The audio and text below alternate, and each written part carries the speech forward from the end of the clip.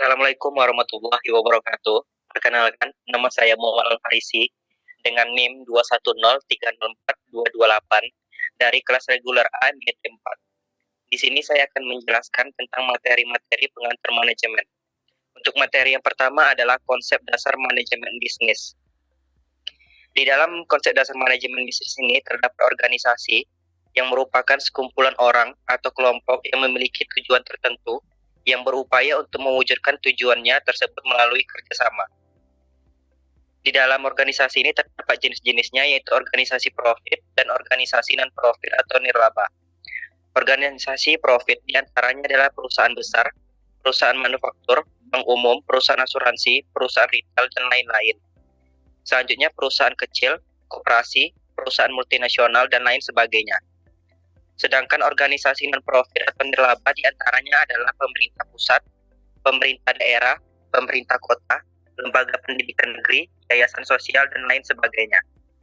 Sumber daya organisasi terdiri dari sumber daya manusia, sumber daya informasi, sumber daya fisik, sumber daya keuangan, sumber daya alam, dan lain sebagainya. Di dalam konsep dasar manajemen bisnis ini terdapat manajemen.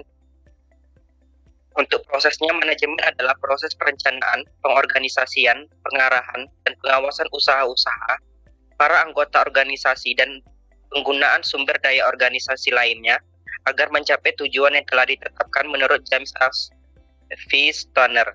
Sedangkan menurut seni, manajemen adalah seni dalam menyelesaikan pekerjaan melalui orang menurut Mary Parker Follett.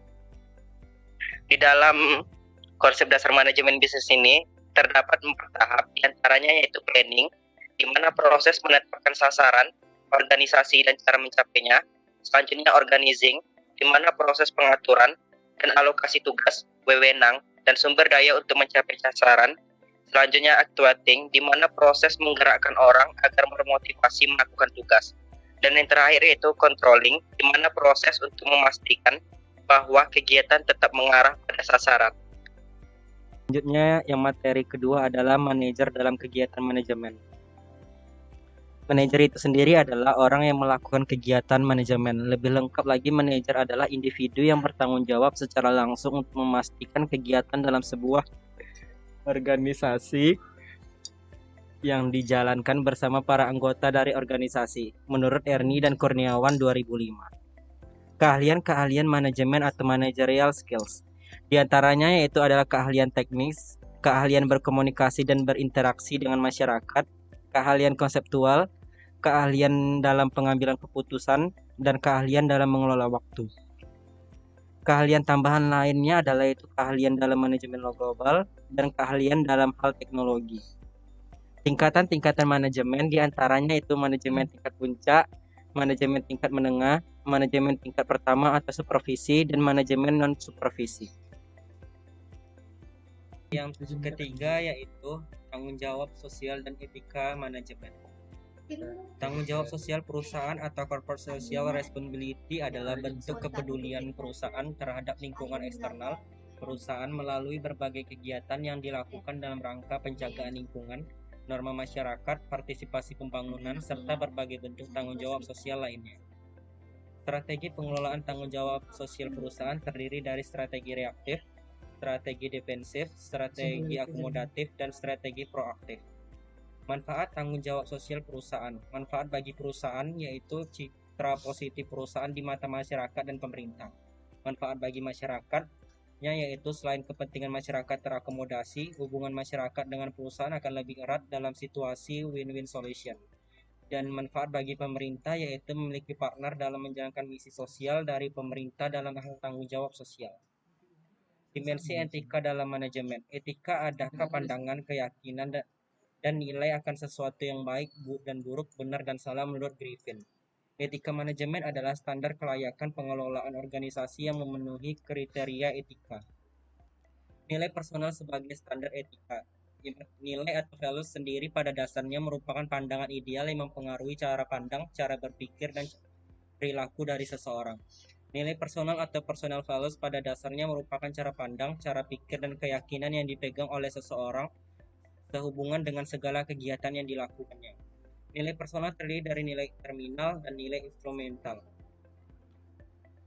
Konflik nilai. Konfliknya yaitu konflik interpersonal pada dasarnya terjadi umumnya di dalam individu dan antar individu. Konflik individu organisasi pada dasarnya merupakan konflik yang terjadi pada saat nilai yang dianut oleh individu berbenturan dengan nilai yang harus ditanamkan oleh perusahaan. Yang ketiga yaitu konflik antar budaya pada dasarnya merupakan konflik antar individu maupun antar individu dengan organisasi yang disebabkan oleh adanya perbedaan budaya di antara individu yang bersangkutan atau juga organisasi yang bersangkutan. Dan yang terakhir yaitu upaya perwujudan dan peningkatan etika manajemen. Di antaranya adalah pelatihan etika, advokasi etika, kode etik, dan keterlibatan publik dalam etika manajemen perusahaan. Keempat yaitu perencanaan dan manajemen strategi. Perencanaan dapat diibaratkan seperti lokomotif yang menarik kereta yang terdiri dari aktivitas mengorganisasikan, memimpin, dan mengendalikan, atau kita dapat mengibaratkan perencanaan sebagai akar tunggang dari pohon yang besar dan rimbun. Dari situ tumbuh cabang-cabang yaitu pengorganisasian, kepemimpinan, dan pengendalian. Tanpa perencanaan, para manajer tidak dapat mengetahui bagaimana sebaiknya mereka mengorganisasikan orang dan sumber daya secara efektif. Bahkan mereka tidak mempunyai ide yang jelas tentang apa yang perlu mereka organisasikan. Mengapa seorang manajer berencana? Yang pertama, menetapkan arah, mengurangi ketidakpastian, meminimalisasi kemungkinan tindakan yang sia-sia atau pemborosan dan kegiatan rangkap. Dan yang terakhir, menetapkan standar yang digunakan dalam pengendalian. Perencanaan dapat dilihat dari 3 hal. Yang pertama itu proses perencanaan, fungsi manajemen, dan yang terakhir yaitu pengambilan keputusan. Manajemen strategi. Strategi adalah rencana komprehensif untuk mencapai tujuan organisasi. Proses penyusunan strategi yang pertama yaitu penilaian dan keperluan penyusunan strategi. Yang kedua analisis situasi internal dan eksternal.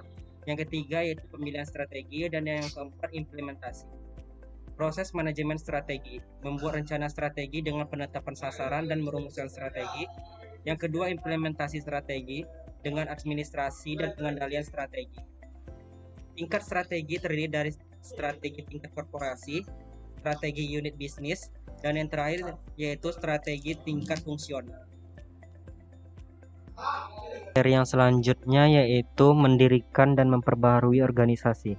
Bisnis kecil atau small business sebagai bisnis yang dimiliki dan dikelola secara lokal seringkali dengan jumlah karyawan yang amat sedikit bekerja di satu lokasi. Kewirausahaan atau entrepreneur, seorang pelopor bisnis baru atau seorang manajer yang mencoba untuk memperbaiki suatu unit organisasi dengan memperkasai perubahan produk. Fungsi yang spesifik untuk wirausahawan adalah kemampuan mengambil faktor-faktor produksi seperti lahan, tenaga kerja, dan modal dan menggunakannya untuk memproduksi barang dan jasa. Kewirausahaan versus manajemen. Menurut Schumpeter, mengartikan kewirausahaan sebagai seluruh proses dari perubahan ekonomi tergantung pada orang yang membuatnya. Wirausahaan mengartikan sebagai kewirausahaan sebagai seluruh proses dari perubahan ekonomi tergantung pada orang yang membuatnya. Manfaat kewirausahaan. Yang pertama pertumbuhan ekonomi, yang kedua produktivitas, yang ketiga teknologi, produk dan jasa baru, dan yang terakhir yaitu perubahan pasar. Faktor-faktor psikologi wirausahaan menurut David MC Silence 1960 yang menemukan bahwa orang yang mengejar karir semacam wirausahaan seperti penjual mempunyai kebutuhan untuk berprestasi atau need attachment, kebutuhan psikologis untuk mencapai yang tinggi. Yang kedua, orang dengan kebutuhan berprestasi lebih tinggi suka mengambil risiko, tetapi hanya beralasan dan risiko seperti itu merangsang mereka berusaha lebih keras. Dan yang terakhir, bahwa dalam masyarakat tertentu cenderung ditemukan oleh dengan kebutuhan akan berprestasi dengan persentase yang lebih besar. 5 dimensi perbedaan antara manajer dan kewirausahaan menurut Thomas Beckley dan David P. Boyd. Kelima, tingkah laku tipe A. Perbedaan manajer dan kewirausahaan menurut Ellen Fagenson. Wirausahaan cenderung menghargai sikap menghormati diri, kebebasan dan kebanggaan mencapai sesuatu dan gaya hidup yang menarik. Sedangkan manajer cenderung untuk menghargai persahabatan sejati, kebijaksanaan, penyelamatan, dan kesenangan. Faktor-faktor sosiologi. Yang pertama, anggota minoritas sering sekali merasa majikan mereka melakukan diskriminasi terhadap mereka baik secara langsung maupun tidak langsung. Yang kedua, untuk berhasil dalam budaya perusahaan, beberapa minoritas merasa bahwa mereka harus menjual nyawa mereka dengan menyerahkan identitas ras, etik, atau seksual mereka. Hambatan terhadap kewirausahaan menurut Profesor yang pertama kurang konsep yang layak untuk berhasil, kurang mengenal pasar, kurang keterampilan teknis, kurang modal awal, kurang memahami seluk-beluk dan lain sebagainya. Memperbaiki organisasi menurut Peter Senge membedakan dua macam pengalaman organisasi, yaitu pengalaman adaptif dalam organisasi yang mengimbangi perubahan, pengalaman generatif yaitu kreativitas yang berasal dari usaha bersama di antara anggota organisasi. Memperbaiki organisasi, konsep pengalaman organisasi yang diajukan oleh Peter Senge dan James Brian Quinn menggunakan teknik simpul ganda atau double slope. Pengalaman simpul ganda adalah pengalaman yang mengoreksi kesalahan dengan kembali ke belakang untuk meninjau nilai-nilai yang mendasari dan kebijakan organisasi-organisasi dalam proses pembuatan keputusan. Memperbaiki organisasi. Pengalaman simpul ganda mengakui bahwa pekerja yang terlibat langsung dalam pekerjaan yang sebenarnya akan mempunyai penyelesaian yang lebih baik daripada manajemen. Tipe pengalaman ini dapat mendorong kerja kelompok yang lebih banyak dan organisasi yang lebih efektif. Selanjutnya materi yang terakhir yaitu manajemen sumber daya manusia. Manajemen sumber daya manusia adalah proses serta upaya untuk merekrut, mengembangkan, memotivasi, serta mengevaluasi keseluruhan sumber daya manusia yang diperlukan perusahaan dalam pencapaian tujuannya. Proses manajemen sumber daya manusia yang pertama human resource planning, yang kedua personal recruitment, yang ketiga personal development, yang keempat personal maintenance, dan yang terakhir yaitu personal utilization. Human resource planning atau perencanaan sumber daya manusia adalah perencanaan strategis untuk mendapatkan dan memelihara kualifikasi sumber daya manusia yang diperlukan bagi organisasi perusahaan dalam mencapai tujuan perusahaan. Langkah-langkahnya yaitu yang pertama representasi dan refleksi dari rencana strategis perusahaan. Yang kedua, analisa dari kualifikasi tugas yang akan diemban oleh tenaga kerja. Yang ketiga, analisa ketersediaan tenaga kerja. Yang keempat, melakukan tindakan inisiatif. Dan yang kelima, yaitu evaluasi dan memodifikasi tindakan. Selanjutnya, personal procurement atau penyediaan tenaga kerja. Recruitment adalah upaya perusahaan untuk mendapatkan tenaga kerja yang diperlukan sesuai dengan kualifikasi yang telah ditetapkan dalam perencanaan tenaga kerja. Sedangkan seleksi adalah penentuan tenaga kerja dari jumlah calon tenaga kerja yang akan digunakan perusahaan dalam proses rekrutmen. Jenis-jenis rekrutmen. Yang pertama, rekrutmen internal, di mana proses untuk mendapatkan tenaga kerja atau sumber daya manusia yang dibutuhkan dengan mempertimbangkan tenaga kerja yang sudah ada atau yang sudah dimiliki oleh perusahaan. Sedangkan rekrutmen eksternal adalah perusahaan mendapatkan tenaga kerja atau sumber daya manusia yang akan ditempatkan pada suatu jabatan tertentu dengan memperolehnya dari luar perusahaan atau seringkali dinamakan sebagai outsourcing.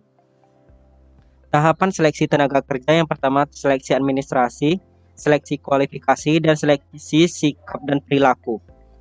Personal development atau pengembangan sumber daya manusia. Yang pertama on the job training, di antaranya ada job seek, planning progression, job rotation, temporary fix, dan performance appraisal programs. Yang kedua itu off the job training, di antaranya ada executive development programs, laboratory training, dan organizational development. Selanjutnya yaitu personal maintenance atau pemeliharaan tenaga kerja. Kompetensi adalah penghargaan yang diberikan perusahaan sebagai balasan atas prestasi kerja yang diberikan oleh tenaga kerja. Sedangkan benefit adalah penghargaan selain kompensasi yang diprogramkan bagi tenaga kerja dengan tujuan agar kebutuhan tenaga kerja tetap dapat terpelihara sehingga tenaga kerja dapat tetap memberikan kinerja yang terbaik bagi perusahaan. Personal intelligence atau pemanfaatan tenaga kerja diantaranya adalah promosi, proses pemindahan tenaga kerja ke posisi yang lebih tinggi secara struktural dalam organisasi perusahaan. Yang kedua adalah demosi, di mana penurunan tenaga kerja kepada bagian kerja yang lebih rendah yang biasanya disebabkan karena adanya penurunan kualitas tenaga kerja dalam pekerjaannya. Yang ketiga itu ada transfer, memindahkan tenaga kerja ke bagian yang lain yang diharapkan tenaga kerja tersebut dapat lebih produktif setelah mengalami proses transfer.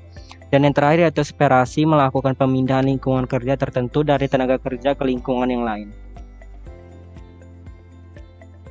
Pandangan atas keragaman dalam organisasi diantaranya ada keragaman sebagai keunggulan kompetitif dan keragaman sebagai sumber konflik.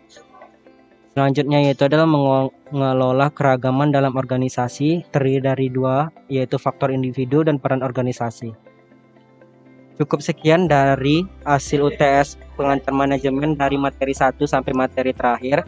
Semoga bermanfaat dan mohon maaf apabila ada kesalahan. Wassalamualaikum warahmatullahi wabarakatuh.